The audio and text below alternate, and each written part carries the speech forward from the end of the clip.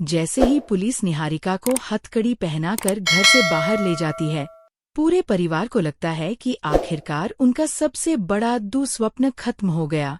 हर चेहरे पर राहत दिखाई देती है, लेकिन किसी को ये अंदाजा नहीं होता कि असली तूफान तो अभी बाकी है। उसी वक्त घर के एक कोने में बैठी प्रथम की दादी सब कुछ बड़ी शांति से देख रही होती हैं।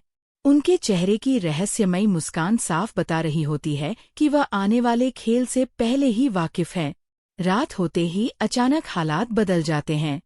पुलिस की गाड़ी सुनसान रास्ते से गुजर रही होती है, तभी कुछ नकाबपोश लोग हमला कर देते हैं और निहारिका को छुड़ा लिया जाता है। दूसरी तरफ उसी समय राध्या भी रहस्यमयी तरीके से गायब हो जाती है। पूरा घर दहशत में डूब जाता है। सुबह जब यह सच सामने आता है तो हर कोई हैरान रह जाता है। प्रथम को समझ आ जाता है कि यह किसी बाहरी दुश्मन का काम नहीं, बल्कि घर के अंदर बैठा कोई शातिर खिलाड़ी सब कुछ चला रहा है। उधर निहारिका अब पहले से कहीं ज्यादा खतरनाक हो चुकी होती है। उसके अंदर सिर्फ बदले की आग बची होती है। उसे लगता है कि उसकी जिंदगी बर्बाद होने की वजह सिर्फ राध्या है और अब वह किसी भी कीमत पर उसे खत्म करना चाहती है। लेकिन इस बार उसका हर कदम उसी के खिलाफ सबूत बनने लगता है।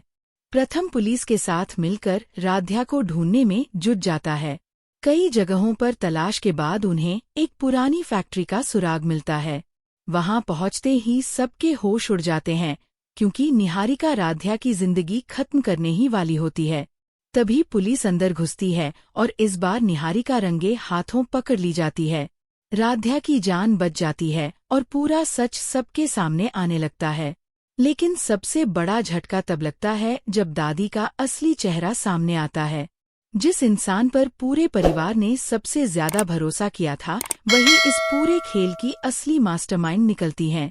पुलिस जैसे ही उन्हें गिरफ्तार करने बढ़ती है, दादी जोर से हंस पड़ती हैं और कहती हैं, तुम लोगों को लगता है कहानी खत्म हो गई, असली खेल तो अब शुरू होगा। उनकी ये बात सुनकर पूरे घर में डर का माहौल फैल जाता है।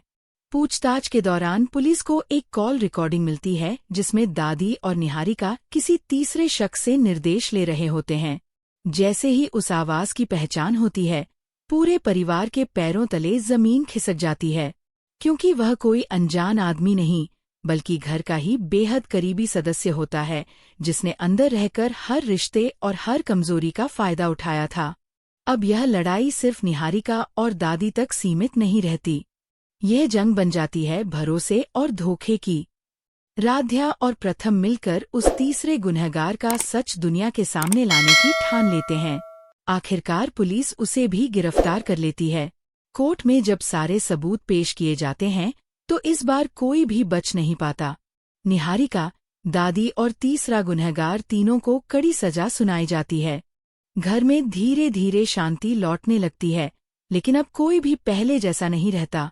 इस पूरे हादसे ने सबको अंदर तक बदल दिया होता है। रिश्तों की असली अहमियत सबको समझ आ चुकी होती है, और यह भी कि सबसे खतरनाक दुश्मन हमेशा बाहर नहीं, बल्कि अपने बीच ही छुपा होता है। प्रथम और राध्या अपनी जिंदगी की नई शुरुआत करते हैं, इस बार बिना किसी झूठ और साजिश के, सिर्फ प्यार और भरोसे के साथ। लेकिन कहानी यहाँ खत्म नहीं होती। जेल की अंधेरी कोठरी में बैठी निहारिका अचानक मुस्कुराती है और धीरे से कहती है, खेल अभी खत्म नहीं हुआ, अगली चाल बाकी है। इसी के साथ कहानी फिर एक नए और खतरनाक मोड़ पर पहुंच जाती है, क्योंकि इस बार निहारिका के पास ऐसे राज होते हैं जो पूरे परिवार को फिर से तबाह कर सकते हैं। उधर राध्या के मन में भी एक अनजाना डर बना रहता है। उसे यकीन होता है कि निहारिका इतनी आसानी से हार मानने वाली नहीं है, और उसका यह डर तब सच साबित हो जाता है जब अचानक पुलिस स्टेशन से खबर आती है कि केस की कुछ बेहद जरूरी फाइलें गायब हो गई हैं। ये सुनकर हर कोई सन्न रह जाता है, क्योंकि उन्हीं फाइलों में निहारिका, दादी और तीसरे गुनहगार के खिलाफ सबसे मजबूत सबूत मौजूद थे। अब साफ हो जाता है कि जेल के अंदर बैठकर भी निहारिका अपना खेल खेल रही है। राध्या बिना वक्त गवाए खुद इस रहस्य की जांच शुरू कर देती है। वह हर उस इंसान पर नजर रखने लगती है जो इस केस से जुड़ा हुआ था। तभी उसे पता चलता है कि जेल से लगातार कुछ गुप्त कॉल किए गए थे और वह नंबर सीधे एक मशहूर वकील से जुड़ा हुआ है। अब मामला और भी गहरा हो जाता है क्योंकि इसका मतलब साफ था, निहारिका के पास अब भी ताकत, पैसे और पहुंच सब कुछ मौजूद है। दूसरी तरफ जेल में निहारिका एक रहस्यमयी आदमी से मिलती है जिसने पहले भी उसकी मदद की थी।